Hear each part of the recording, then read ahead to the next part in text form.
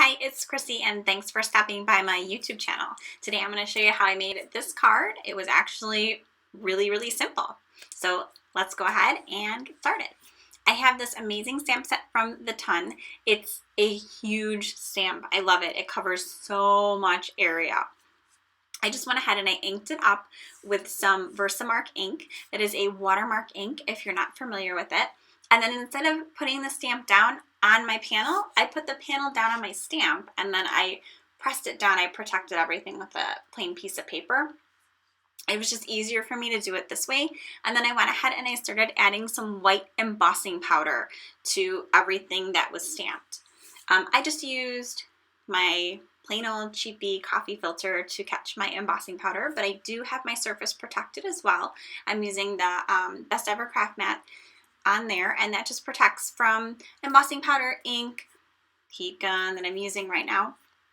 So I use my heat gun to activate that embossing powder, and even though it is hard to see, the image is on there. So now I have some watercolors. These are my Gansai Tambis. I'm not sure if I'm saying that right. I never know. But this is the set that I have, and I've gone on the inside lid so you can see all the little colors that I have on there. I just went and painted them in. So even though I take out 3 colors on here, I'm actually only going to use 2. I'm not going to use that yellow, but I like pulling them out ahead of time, even if I don't know. That's why I like these not only are these watercolors awesome, they're like so thick and creamy, and whether you add a lot of water or a little water, they're so vibrant and pretty and just, you know, watercolory.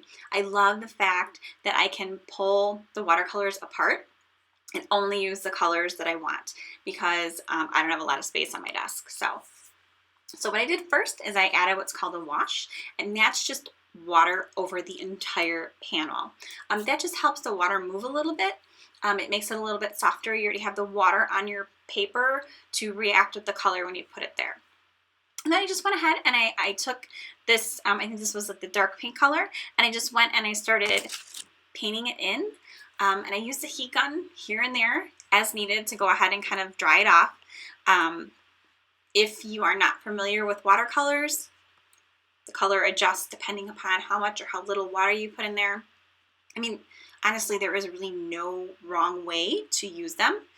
There's so many different ways you can do it. First, you put the water on the paper first. You can, mix the water. Just do straight color with hardly any water. Whatever you want to do, it works, and it always looks beautiful. That's why I like watercolors so much. I mean, they make everybody look like this professional, amazing artist. Like I said, there is almost no way that you can do anything wrong with them. So once I had some color laid down, I actually went in with a little bit finer of a brush, and I added some darker detail. And the way that I did this was I dipped my brush in water, but I just didn't put as much water on there. I made sure it was a little bit heavier on the paint side, and I put where the shadows would be, and then I went back with the water and kind of spread it out a little bit. I blended it. If not, and again, it would have looked fine, but if not, you can kind of see before it's blended, it's a little bit more obvious. It kind of pops out a little bit more, and I wanted it to be a little softer, so I came back in with another brush with a little bit of water on there, and I softened it a little bit. I like to use 2 to 3 different brushes when I'm watercoloring, just for like the main area is a bigger brush, and then when I go in with details and stuff like that, I have a smaller brush that I use.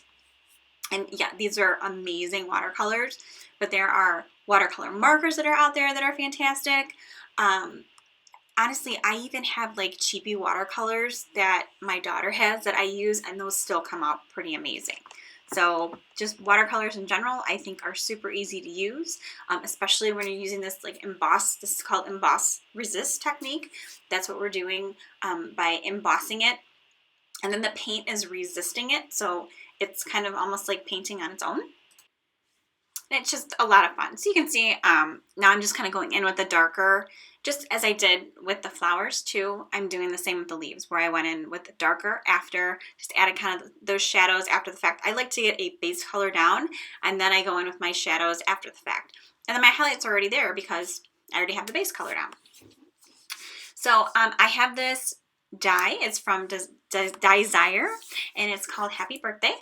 And I'm going to go ahead and I am going to die cut it out of this new product. This stuff is awesome. It's peel and stick toner sheets from iCraft.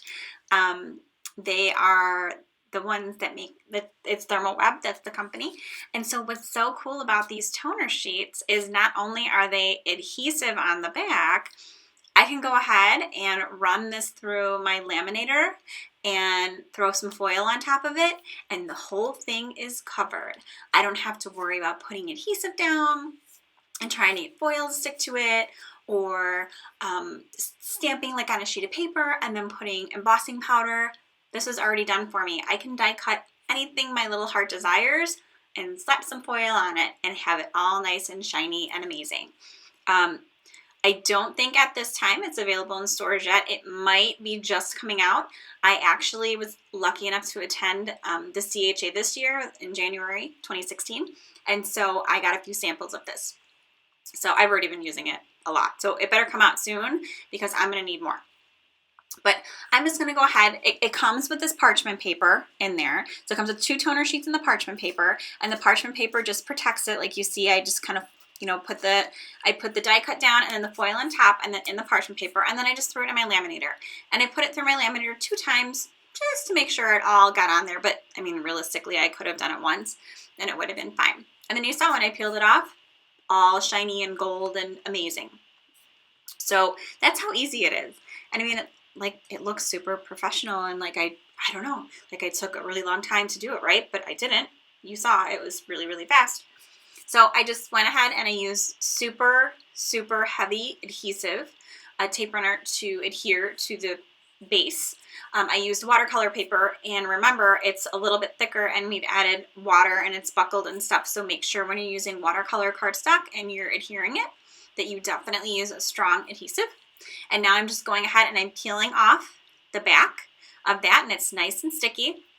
And I'm just popping out a few of the extra little things that my die cutter didn't get out of there. And I just popped it on there. I don't have to worry about running it through a sticker maker. I don't have to worry about adding glue to the back. It's automatic adhesive on there. That is what I like. Make it nice and easy for me. So, and then I decided that just to finish everything off, because I do this all the time, I just can't stay away from them, I wanted to add a few sequins. So I just have some craft medley sequins here. And I just I usually stick with odds. So I usually put like 3 or 5 on my projects depending on what I need. And I just have some collal glue here. And the way that I put sequins on is I dip them in the glue. Sometimes I use my fingers, sometimes I use tweezers. This time I used tweezers because I wanted to be a little more precise. I just dip them in there. This one I have to go back and get more glue on so it wasn't sticking. And then I just put them on there and they stick and they're lovely, and this is great glue. And I've never had a problem with them falling off. So here's the finished card. I think it's awesome. I love that foil. I love the watercolor. Thanks for stopping by today. Don't forget to subscribe to my channel, and I'll catch you next time.